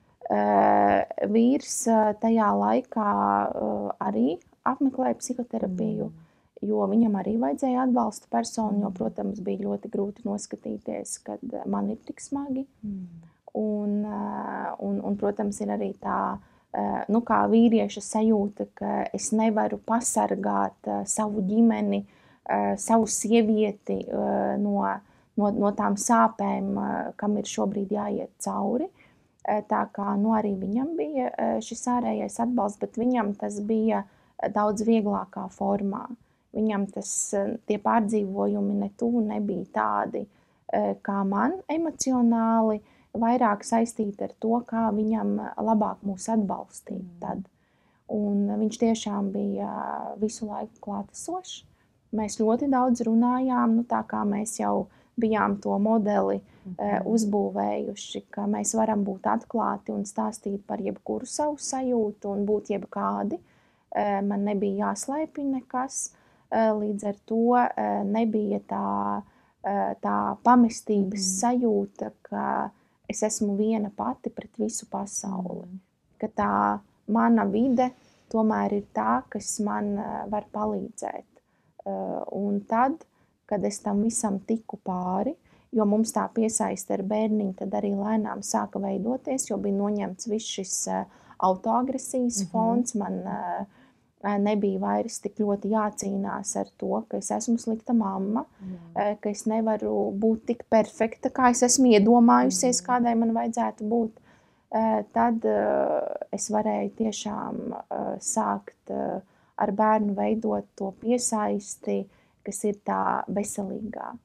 Un kad es redzēju, kā viņš atsaucas tiem maniem pieskārieniem, jo arī viņam tas laiks bija vajadzīgs, kad viņš izreaģēja to savu sāpi, un mēs beidzot bijām gatavi satikties tā pa īstam. Tu saki, es beidzot sāku veidot piesaisti. Tas izklausās tāds lēmums un mērķtiecīga rīcība. Tagad, teiksim, zinot Kedvu, es tā kā saprotu tās 10 stratēģijas pozitīvas saiknes veidošanai, bet ko tu to brīdi darīji un kā tu saprati, ko darīt? Vai tu lasi? Noteikti tu lasīji. Jā, lasīju. Kas bija varbūt iedot kādu praktisku 1 vai 2 metodes tām mamām, kuras šobrīd ar to arī cīnās un dzird, ko tu saki? Es nejūtu to saikni, es nejūtu to piesaistu. Ko man darīt? Jā, pirmais, kas ir jāieklausās sevi, ir jāsaprot, kas ir tā problēma manī, kas man traucē. Abstrahējoties no bērniņa un viņa pieredzes padomāt par to, kas notiek šobrīd ar mani. Un tā kā es sapratu, ka jā, man ir šī autoagresijas fāze, es sapratu, lai es varētu šo piesaisti sākt veidot, man ir jāsaved kārtībā sevi. Man ir jānoņem šis agresijas fons sev. Un, nu, tā kā man jau bija tās blaknes ar ēšanas traucējumiem, protams, ka man vajadzēja medikamentozi. Nu, tad tas bija apzināts lēmums. Protams, ar ko man arī nebija viegli, jo es dzīvē neko tādu nebiju nekad darījusi, un tas man bija pirmo reizi. Un arī bija grūti pārkāpt sev pāri un apzināti atzīt, un apzināti parakstīties uz to, kad Maija man vajag palīdzību. Un ir cilvēki, kas tev ir gatavi to dot, vienkārši pieņemt. Un šeit arī tām mamām vispirms ir ieklausīties sevi, saprast, kas ir tas, kas man traucē, un nevis tā, ka es sevi šaustu par to, ka tagad es tur kaut ko nevaru, bet tiešām ar tādām rūpēm, ka tu drīksti būt vāja šobrīd. Tu drīksti atzīt, ka tu netiec galā, ka tev ir grūti, ka tev sāp, ka jā, tev varbūt ir šādas blaknes, ka tu esi tikpat ievainota kā tas bērns, un ka tu vēlies, lai kāds varbūt tevi šobrīd paņem uz rokām un paauklē, un padomāt, kas būtu tas, kas man varētu palīdzēt iedot šo sajūtu, lai es pēc tam jau varu spēt saskatīt to bērniņu, ar kuru tad es tagad to komunikāciju un saikni veidošu. Maija, tu runā tā kā cilvēks, kurš, protams, ir ļoti daudz darbu ar sevi darījis un veicis, un tas ir bijis gadiem, un tev varbūt šķiet tā loģiski saprotami, bet varbūt kādam no klausītājiem un skatītājiem autoagresija. Tas viss, tas izklausās varbūt, ko nozīmē saprast sevi, es taču sevi pazīstu, ko nozīmē sajust sevi. Mums varbūt tiem, kas ir strādājuši ar sevi un tādi ļoti neatlaidīgi un kuriem patīk kurķēties, tas šķiet tāds loģisks vai normāls process, bet kādam varbūt arī šis izklausās kā tā morzes ābece un ķīniešu valoda, kad tu saņem to bērnu karti. Par ko tu vispār runā? Tad darbs ar sevi. Es teiktu tā, ja man tagad tas ir tā darbībās jāiztulko, tādās reālās darbībās, ko darīt?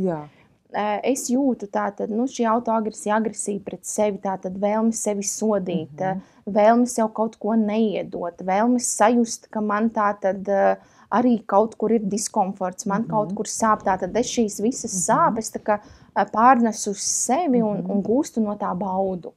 Ka man tagad ir slikti. Okay. Un ko darīt? Tā kā man bija šī problēma ar ēšanu, tad šī sevis paauklēšana ir kur?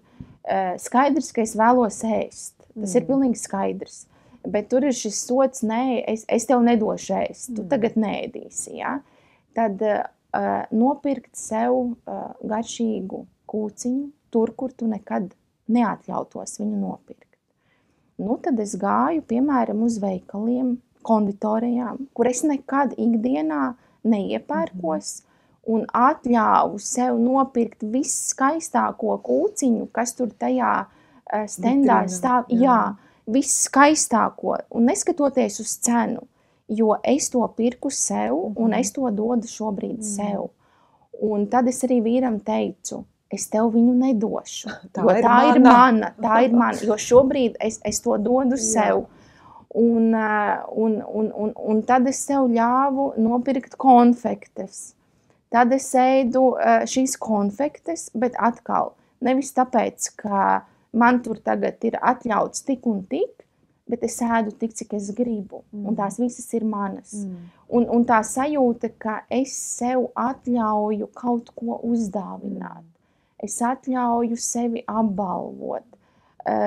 Es atļauju... Tu mīli sevi. Arī tādā veidā, ne tikai tas nozīmē mīlēt. Vai piemēram, tagad es zinu, man tur ir 101 lieta jādara. Maija, nesakārto tagad to māju. Apsēdies. Apsēdies, iedzer kafiju. Iedzer kafiju, tad tu tur vari darboties, Vai, piemēram, tāpat kā man bija šis hobijs gleznošana. Atļaut sev, piemēram, tad pirkt šīs glezniņas, krāsot. Katram tas var būt kaut kas cits, bet tīri pat līdz tādām lietām, kas ir tas, kas man tajā brīdī kaut nedaudz iepriecinās. Jo skaidrs, ka to prieku atrast tādā situācijā, kad tev šķiet, ka viss ir tādā miglā tīts un vispār tā nākotne pat īsti nav redzama, ir ļoti grūti, tad paliek tik tā mazā ikdiena un tie mazie ikdienas prieki. Un tad es varu domāt tikai par to, kas man šajā konkrētajā brīdī var nedaudz atvieglot un iepriecināt. Tas ir tās pirmais posms, tā kā ieklausīties sevi, parūpēties par sevi, nevērst to agresiju, bet mīlestību pret sevi, ja mēs tā varētu noformulēt. Labi, bet varbūt iedod vēl vienu praktisku metodi, kā tad to saikni stiprināt ar bērniņu. Ko tu darīji attiecībās ar viņu, lai to piesaisti veidotu? Jā, mums bija tā, ka tā kā viņam bija tāds ļoti liels protests pret visu šo taktilo, viņš nevēlējās neatrasties klēpī, negulēt šeit uz krūtīm. Viņš principā bez visas šīs bez pieskārieniem. Tā viņš jutās viskomfortablāk. Un tad, protams, ļoti grūti ir izveidot piesaisti ar kādu, ar kuru tu nevari būt kontaktā, tīri tā pieskaroties. Un tad, piemēram, es domāju, meklēju veidus, kādi varētu būt tie veidi, lai mēs tomēr varētu to pieskārienu valodu arī mācīties. Un tad sākumā viņam bija šī masāža. Es viņam ar krēmiņu masēju kājas, masēju rociņas, un viņam patika, kad bija tās masāžu kustības tādas. Tas viņam ļāva vairāk arī to tonusiņu tā kā atslābināt, un man arī ļāva sajust viņu tīri tā pieskārienu veidā, kāds ir tas viņa ķermenītis, kādas tās viņa kājiņas, Un mēs tagad sākumā caur to, tad es viņa istabā iekāru šūpuļkrēslu, kur es viņu tad katru nakti mīdzināju. Es viņu ņēmu rokās, dziedāju dziesmas, tā, lai viņš man aizmieg klēpī. Sākumā, protams, viņš arī tā diezgan tur protestēja, jo tas viņam bija kaut kas tāds jauns, neierasts.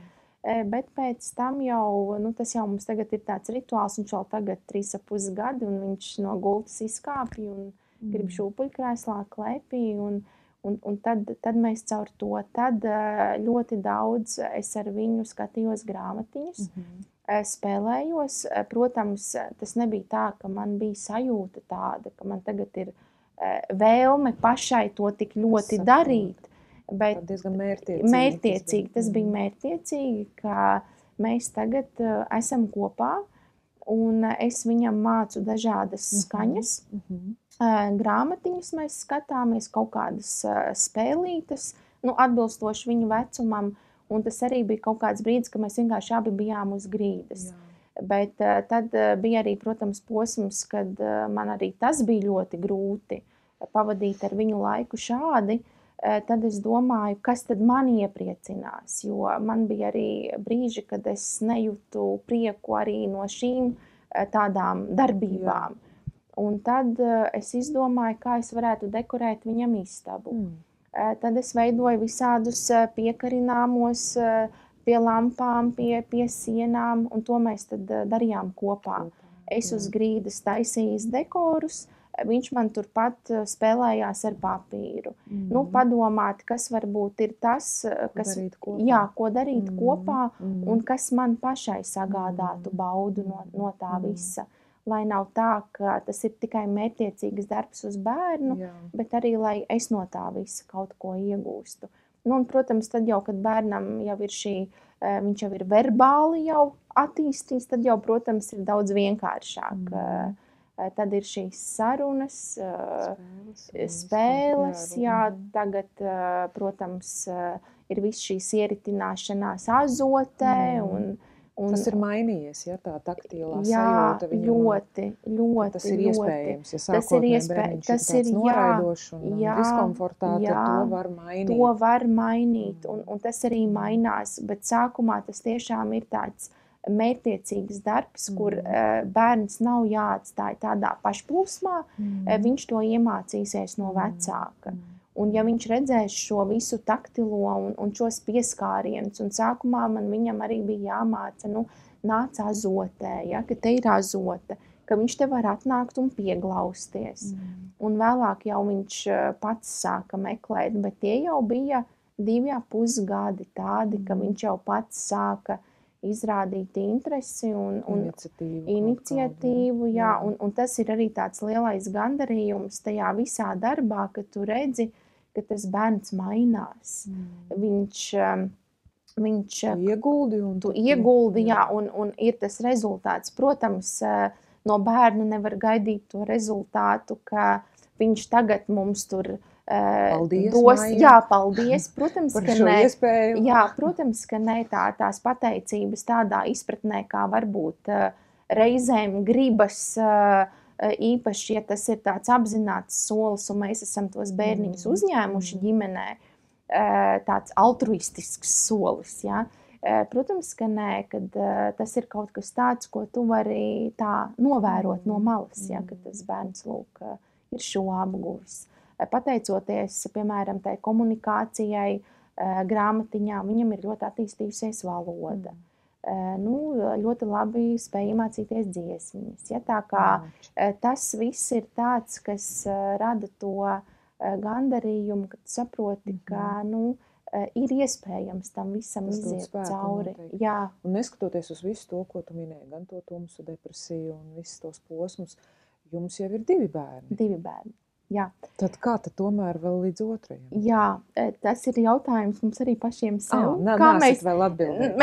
Jā, tas ir arī tāds, ko mēs sev pašreizēm smejoties pajautājam, jo tiešām to mēs tā, ja pirmais mums bija ļoti apzināts lēmums, klasiskais adopcijas process ar pieteikumu iesniegšanu, adopcijas rindu, un pēc tam visiem rīkojumiem, kas saņemt no Labklājības ministrijas, tad šeit mums tas bija tāds, es teiktu tā 5 minūšu jautājums. Protams, mēs nebijām domājuši par to, ka mēs uzņemtu vēl kādu bērniņu. Mēs domājām, ar vienu pietiks. Ar vienu pietiks, jā, mums viens bērniņš ir. Plāns ir izpildīts, jā, plāns ir izpildīts. Process bija diezgan pasmags, bet tam mēs veiksmīgi izgājām cauri. Otrais nekam mēs tādam vairs cauri neiesim, pietiek. Un tad atbraucām no laukiem. Es vēl tagad atceros, bija vasara, svētdienas vakars. Atbraucam no laukiem, un tagad skatos, man ir atnākusi ziņa no bāriņtiesas, izmisīgi meklē ģimeni tikko dzimušai meitenītei, meitenītei 2 nedēļas, audžu ģimenes nav, no slimnīcas drīz ir jāizraksta, bērniņu nav kur likt. Vai mēs nebūtu gatavi kļūt par aizbildņiem? Jo tas ir tas otrs ceļš, ko vēl var darīt, ja nav tā tad šīs audžu ģimenes, un nav arī ģimenes locekļu, tad ir šis aizbildnis status. Jā. Un es atceros, es sēžu savā dzeltenajā IKEA krēslā, guļamistabā, lasu ziņu, un vīrs tur koridorā staigā. Es tagad izlasu, padomāju, tas kaut kāds pat nebija 5 minūtes, es saprotu, ka jā, mēs viņu ņemam. Vīrs vēl nezina Es vīram saku, ir tāda situācija, ir atstāts bērniņš, ko darām? Vīrs tā uz mani paskatās, ko tur var darīt? Ņemam. Un viss, un tad sākās process, es paziņoju, ka jā, mēs esam ar mieru. Nedēļas laikā man bija jāiegūst visi izvērtējumi. Tur bija, pateicoties tiltam, liels paldies, nodrošināja pātrināt to psiholoģisko izpēti, jo tas viss arī tomēr ir plānveida process, un tad man īsākā periodā uztaisīja visu šo izvērtējumu. Tā kā milzīgs paldies tam atbalstam, jo paša spēkiem man to nebūtu izdevies atrast. Un tad visi psihiatra narkologa atzinumi, tad bāriņtiesas sēde pēc nedēļas, un tad bērniņu saņemšana. Un jūs jau esat 4. Un mēs jau esam 4. Cik ilgi jau? Un tagad meitiņai 9 mēneši, viņa ir kļuvusi juridiski brīva, un tagad mums sākas adopcijas process. Jā.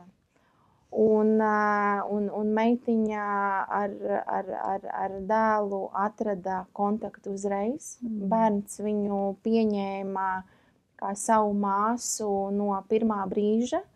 Viņiem ir tik ļoti labas attiecības, viņš tik ļoti viņu mīl. Nu, tā it kā tas jau būtu bijis jau plānots, un tagad mēs arī tā atskatāmies un domājam, kā mums tā otrs bērniņš atskrēja, bet tā pieredze tagad, kam es gāju cauri, pilnīgi kardināli pretēji. Es gribēju jautāt, kāda ir tad šī?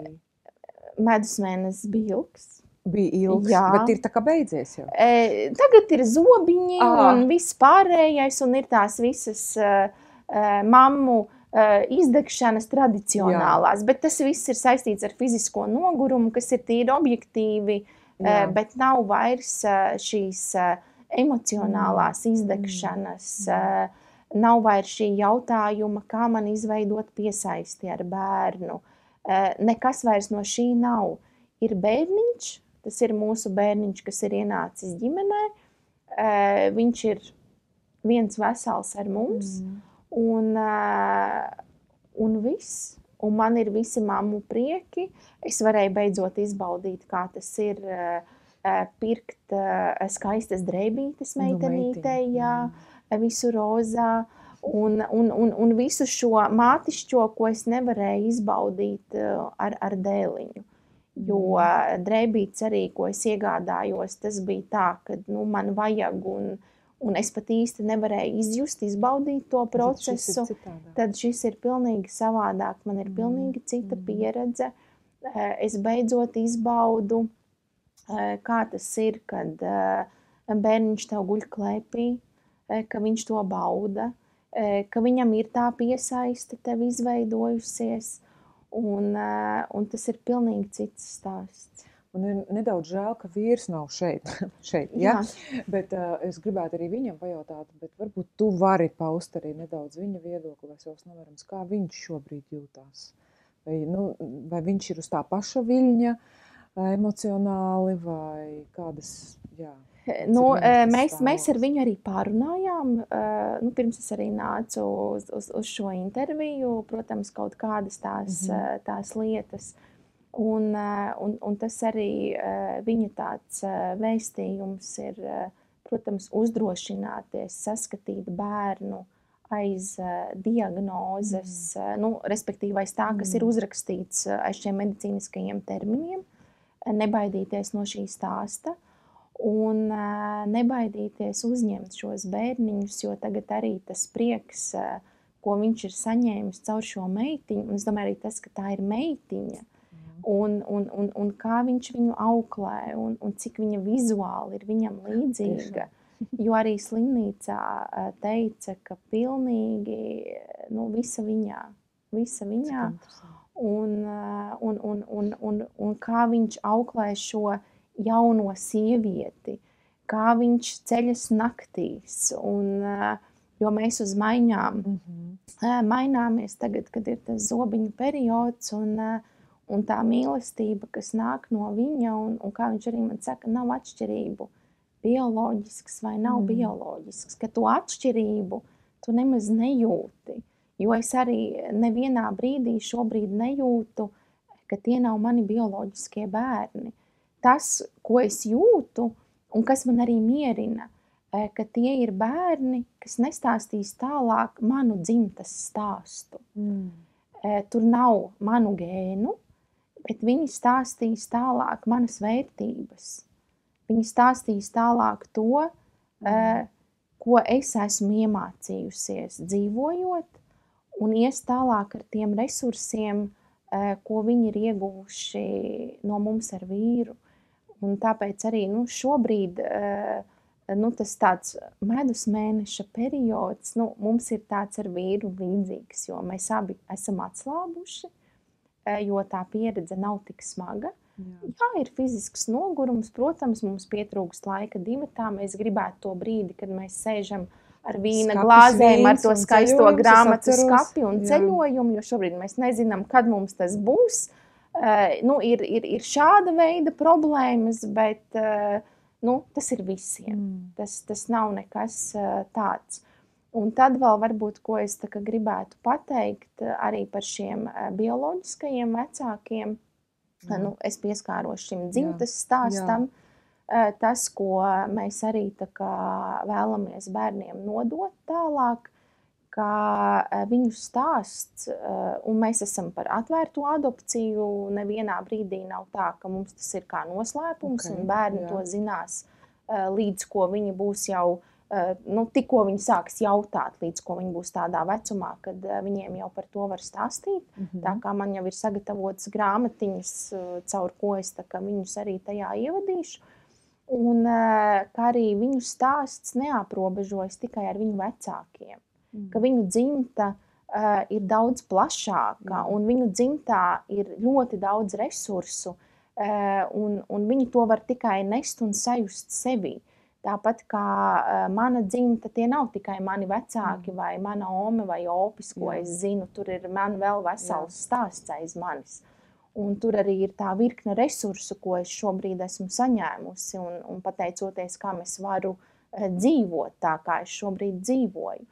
Un tie vecāku stāsti, protams, ja mēs skatītos tā klasiski, tā varbūt nav tā sociāli atbilstošākā, pieņemošākā vide, bet atkal tas, ko es redzu, lasot šo vecāku stāstus, es redzu viņos, protams, viņiem tas viss ir mazliet destruktīvi, tie viņu resursi aizgājuši, bet, piemēram, spēja riskēt. Tā taču ir laba īpašība. Elastīgums, spēja pielāgoties, spēja pielāgoties dažādām situācijām. Un radošums, jā. Un to visu var mazliet savādāk pasniegt, virzīt, jā, uz to resursa pusi. Un tas, piemēram, ko es redzu dēlā, viņš mums ir ļoti muzikāls. Viņam ir absolūtā dzirde.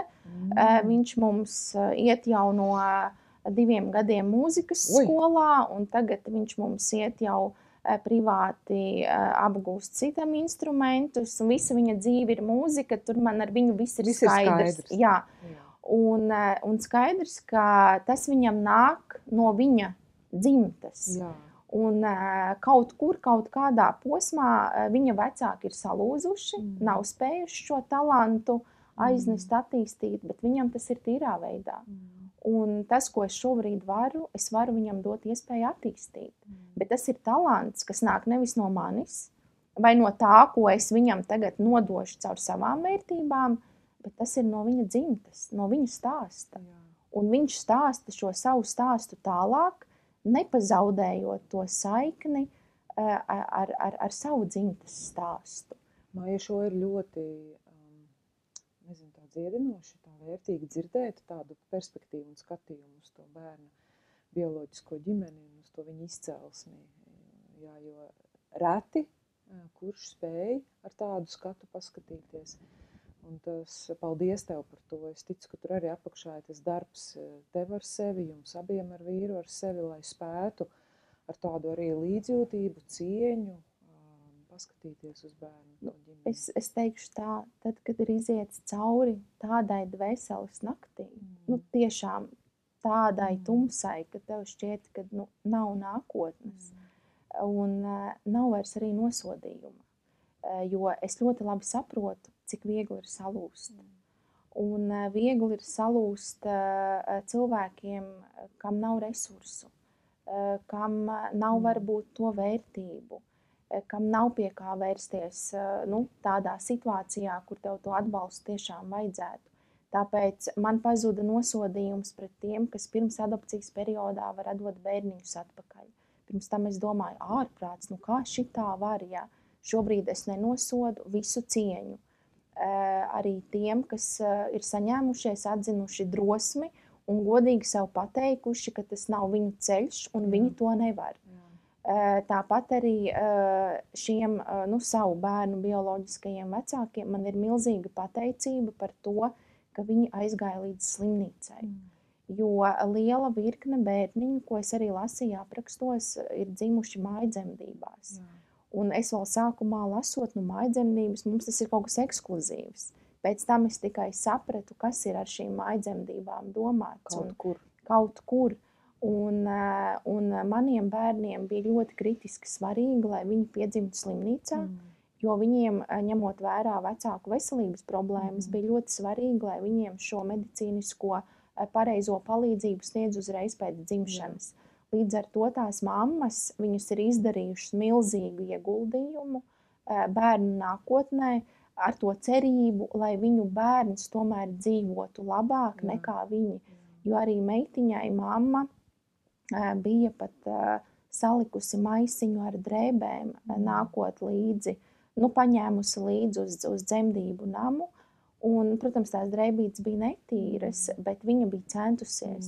Un es tās visas drēbītes arī izskatīju, un es redzēju to, sajūtu to sievietes tādu vēlēšanos, kaut viņa būtu spējusi to bērniņu paņemt, aprūpēt, bet viņa arī godīgi sev atzina, ka viņa to nevar izdarīt. Bet kaut kur tā mātišķā rūpe viņa ir, un viņa arī pēc tam, kad jau bērniņš bija atstāts, viņa arī zvanīja, jautāja, vai ar veselību viss ir kārtībā. Tā kā tām mamām, lai vai kā mēs nosodītu, bet ir kaut kāda tā daļa dziļi viņās, kas tomēr jūt, kas tad ir tas pareizais un kā varbūt vajadzētu, bet viņas vienkārši nespēja tīri objektīvu apstākļu dēļ to izdarīt. Paldies, ka tu to saki. Es domāju, ka to ir ļoti svarīgi mums visiem dzirdēt, un tas ir tāds rets un nepopulārs viedoklis. Jā, tas tāds vēlreiz paldies tev un vīram. Maija, es jūtu, ka mums būtu, es pat neesmu ieskatījusies savos jautājumos, un tā kaut kādas tēmas, kuras saprotu, mums prasīsies 2. vai 3. saruna, ja vien to atradīs laiku. Un ja vien jūs varēsiet samanedžēt ar vīru un savu ikdienu, ļoti, ļoti man personīgi vērtīgi un ļoti daudz vielas pārdomām. Man ir viens jautājums, es nezinu, varbūt kādam no klausītājiem vai skatītājiem arī klausoties šo tevu sarunu, tevis teikto, kas ir palicis, kas ar to skapi un to putnu tagad? Jā. Tā kā noslēgumā, kāds ir tas skapis un kas ir ar to balodi? Jā, skapis man ir apskrāpēts, durtiņas man ir palaustas, viņas vairs man nestāv tik perfektā kārtībā, grāmatas man ir sajauktas, apakšējie plaukti ir izņemti. Tik tā ir, Jā, bet es uz to visu skatos un man ir mierīgi. Man ir arī sistas mēbeles, man ir sasisti krēsli, visi IKEA, bet es ar to jau šobrīd esmu mierā. Es tagad gaidu, lai tas periods paiet, un tad mēs nomainīsim. Jā. Bet es uz to skapi atceros, tā smejoties, jo tas bija tas pirmais, kā mums tas viss sākās. Cik viņš svarīgs, viņš stāv, bet viņš vairs nav tik skaists. Tad putns, tas pirmais, ko es atradu, to balodīti, viņa man aizlidoja neilgi pēc meitiņas ienākšanas. Tas bija ļoti interesanti. Jā. Viņa nodzīvoja pie manis visu to laiku, kamēr man auga puisīts. Viņa bija man atbalsts dzīvoklī. Cepeškrasnī. Cepeškrasnī. Tu viņu lietoji to cepeškrasnī? Nelietoju, jo baložiem ir ļoti svarīga. Viņām ir savu likstošu parastais pelēkais balodīts. Vārdiņš? Viņa bija čivene. Jā, jo mēs domājām, ka būs puisīts. Un tad viņa man likstoja visu laiku, bet tad bija tukšas oliņas, viņa sēdēja uz koku olas. Bet visu laiku viņai bija likstošana, viņa taisīja likstu, un tad viņa man aizlidoja, un es atceros vēl to vakaru, viņa aizlidoja, man bija tik ļoti skumji, bērns pienāca pie manis, viņš teica, mamma, tev ir skumji, es saku, jā, ka putniņš aizlidoja, un tad viņš tajā vakarā, viņš apgūlās man blakus tā, starp kājām, it kā viņš man būtu piedzimis. Un tad tajā vakarā es jūtu, ka man ir piedzimis dēls. Nu, es esmu viņu iznēsājusi. Un viņš vienīgo reizi man tā iemīga. Nekad viņš man tā nebija gulējis. Un pēc tam, kad man atnāca meitiņa, es atradu vēl vienu putnu. Es atradu sfīri. No ligzdas. Kāds tas ir, bet labi. Jā, no ligzdas izkritusi, līdzīgi bezdalīgai, kas dzīvo gaisā, un viņa principā ir lidojuma putns, uz zemes viņa nolaiž tikai, lai ligzdotu. Un tad tā sfīre, es atnesu mājās meitiņu, un viņa uzreiz bija pie viņas, gulēja viņai virsū, brauca putns līdzi ratos, jā, un visu laiku pie bērna, jo viņai bija arī šīs traumatiskās raudāšanas, kas bija arī tīri medicīniski pamatotas, saistītas, un tajos brīžos, kad viņai sākās šīs raudāšanas, putns viņai gulēja pie galvas, un tad mums bija pirmās analīzes, lai saprastu, vai viņa ir pārmantojusi mammas slimību vai nē, un viņa neko nebija pārmantojusi, viņa bija pilnīgi vesela. Un tad pēc tām analīzēm man putniņš nomira. Vienkārši vienu rītu viņa bija nomirusi un viss. Un tas, kā es to priekš sevis redzu, ka putns ir paņēmis, aiznesis, viņš izauklēja viņu tajā smagākajā periodā un aizgāja. Un pēc tam ar viņu staigājot, es atradu citu balodīti. Man ir putnu stāsti, es saprotu. Un viņš bija ar norautu asti ceļmalā, šosejas malā, un mēs ar viņu pastaigājām, es viņu iecēlu ratos, un tagad viņš dzīvo pie manis, jo viņam bija slimība, kas viņam tagad neļauj lidot, viņam ir problēmas ar neiroloģiju, bet viņš dzīvo pie manis, viņu sauc Laimonis, jo viņš ir laimes krekliņā dzimis, izdzīvojis ļoti daudz ko, jo brīnums, ka viņš vispār dzīvs ir palicis. Un viņš man dzīvo uz rokām visu laiku, viņš man ir klāt, guļ uz krūtīm, vadu lekcijas, viņš man ir blakus uz sedziņas. Zoom lekcijās. Zoom lekcijās, jā, visur viņš man ir klāt. Un tāpēc tas katrs bērns man principā ir arī tāds putnu stāsts. Māja, uz šīs ļoti, ļoti unikālās nots un stāsta, es teikšu tev paldies.